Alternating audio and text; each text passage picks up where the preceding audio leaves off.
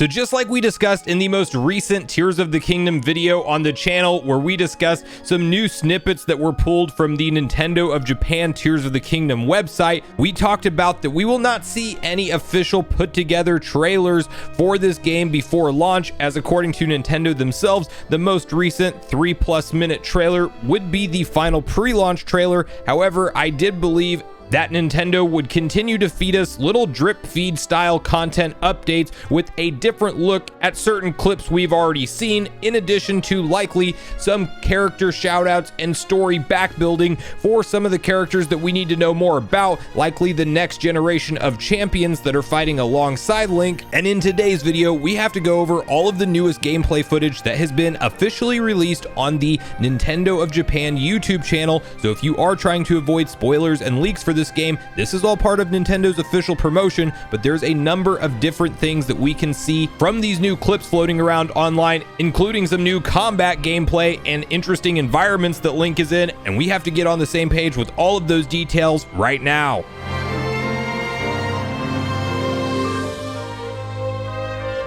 Hit the like button, subscribe, and turn on your bell notification if you are as hyped for Zelda Tears of the Kingdom to release on May 12th as I am. And as mentioned, we have some new gameplay footage to discuss today, because over on the Nintendo of Japan YouTube channel, there are a few different 30-second ad spots that have been uploaded very recently within the last day or so, and many of the shots that you see are very reminiscent of what we saw from that final trailer. However, we do have some new snippets of footage that were not visible in that trailer, and we are first starting off with one piece of information, then we will get into some of Link directly in combat following this. But in the first 30-second trailer, the first notable new addition is a different look at Zelda as she is turning with the Master Sword in her hand. There was a lot of back and forth online on whether or not Zelda was indeed holding a restored Master Sword and something that was not broken or corrupted, and you can now see that she is holding the damaged Master Sword for sure. There were some previous spots online that if you really looked closely in the trailer 3, where one of the Tears was on screen, you could kind of see a crack in the Master Sword. Now it's all entirely confirmed, because as we get this slow panning shot of her looking towards the sky, you can see that indeed the blade is messed up that she is holding. We still don't know what's going on with her, if she's in the past, the present, or in the future, but it definitely seems like she would be in an easy place to find within Hyrule, and it seems like she's nowhere near Link. So that's likely going to be a lot of our adventure in this game, is finding Zelda. Is clearly we're separated, and then we quickly go into Link riding on the stone bird that we have seen him on up to this point in time, but we have never seen him straight up dive off of the bird, and we now see that in this particular gameplay clip as he transitions into the free fall dive. And around him you can see a few different looks at Hyrule. Those very malice infested red circles are once again visible on the ground in that initial shot. I would also like to point out that it does look like there is one of those green swirl, what I am calling Zonai shrines, in the screen as well, next to those malice holes. And there's a lot of debate online on whether or not those red holes are actually what takes you to the underground, or if it is those map replacement towers, which I am still believing are the true transports to the underground. But we do get a different look once again at those red circular structures on the ground.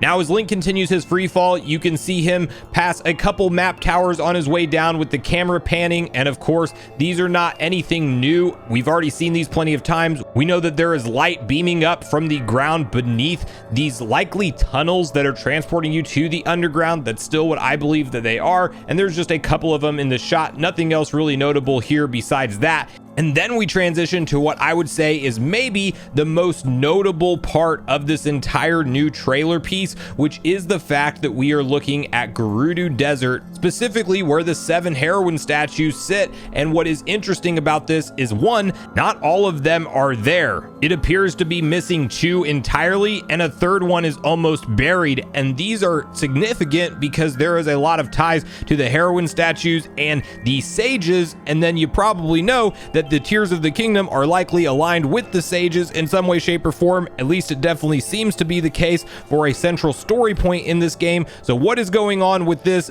that is very interesting and will remain to be seen, but I do think that it could stem from the fact that we saw those holes opening up within the desert, and we don't know that just that one shot of the landscape shifting was just tied to that one area, or if more likely the entire desert is going through a massive transformation. I mean, we even saw a temple raising out from the sands, so that would likely have a lot of ripple effects in various places throughout Gerudo Desert, and I think we are seeing more evidence of that here. Not to mention, you do have a sword that one of the heroines would have been holding right in the middle, almost in the middle of a sinkhole looking thing, so we don't know exactly what's going on clearly, but in addition to the interesting placement and missing heroines altogether, there is also a giant dust storm in the background, and it definitely seems to me that Gerudo Desert is being affected in a massive way, and I think that that is on display more here than it has been before up to this point in time in this snippet of the trailer. Now we then go through one shot that we've seen already, so we won't spend any time on it, Link climbing up the side of a mountain, but then we do have a new look at Link running on the beach with Epona in a very cinematic shot with the sunset off in the distance.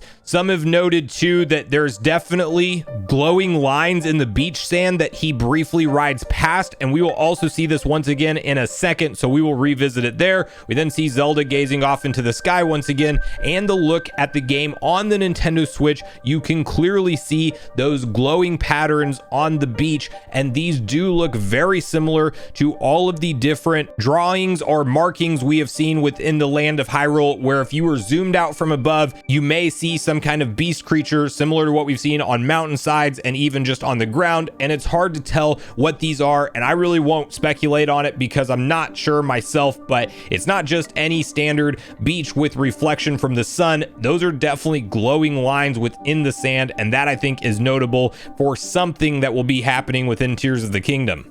Now from there, we have to look at the next trailer that Nintendo uploaded, and it's kind of a mashup of Tears of the Kingdom and some other classic Nintendo games, but you will see different shots of Link happening extremely fast. The first one, him just slashing a tree in half with a giant club like it's nothing. A tree branch falls out. Nothing really too notable from that quick snippet. You then very briefly see him stabbing a construct within one of the Sky Island areas, and again, just another quick look at the combat, but nothing really too notable. And we then see him fighting a very large moblin creature, almost similar in size to a Phoenix, if you will. At least that's what it looks like to me. It's definitely a larger moblin than we've seen up to this point in time, and he flies back, or up rather, high into the air, as it looks like Link is definitely using the bigger two-handed weapon to take this guy out, and it looks like it's definitely working.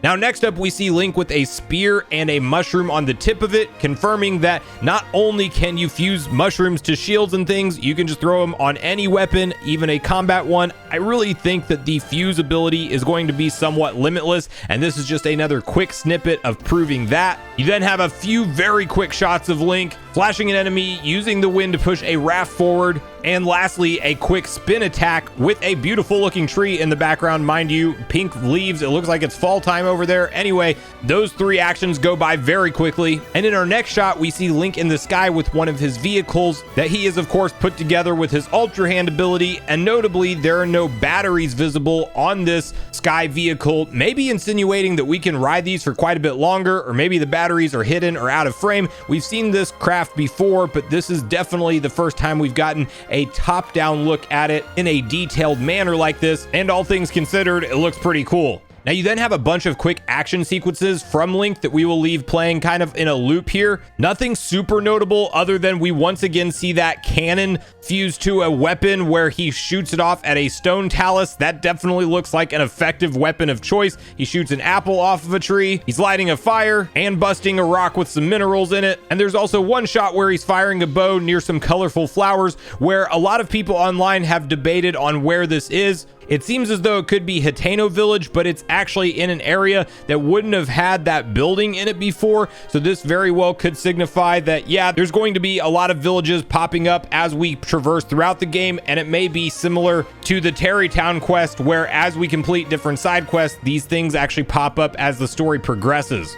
So that about does it for all of the new footage that we have to look at this point in time. I do indeed believe that we will continue to start to see more and more snippets like this. There's also a lot of talk going around online on whether or not Tears of the Kingdom is out in the wild and fully leaked right now. It seems to me like that screenshot may indeed be photoshopped, or it's on a hacked Switch where somebody makes it look like they have Tears of the Kingdom, but maybe it's not really out yet. Regardless, once we can confirm that we can for sure say that this game is out in the wild, I will absolutely do a warning video for you guys so you know to avoid spoilers and kind of go into lockdown mode with what you are looking up around the game, because unfortunately it will happen. Retail copies will make their way out into the wild, they will get dumped online, and the posting of spoilers will indeed begin. We see it happen with just about every major Switch game, and all you can do is try your best to dodge everything being discussed online. I know I will be definitely setting up some different filters and things to try to avoid them myself when indeed the game does get out into the hands of users early. But I want to hear from you guys at this point in the video where your hype levels fall in light of all of this new footage we've been seeing recently for Tears of the Kingdom.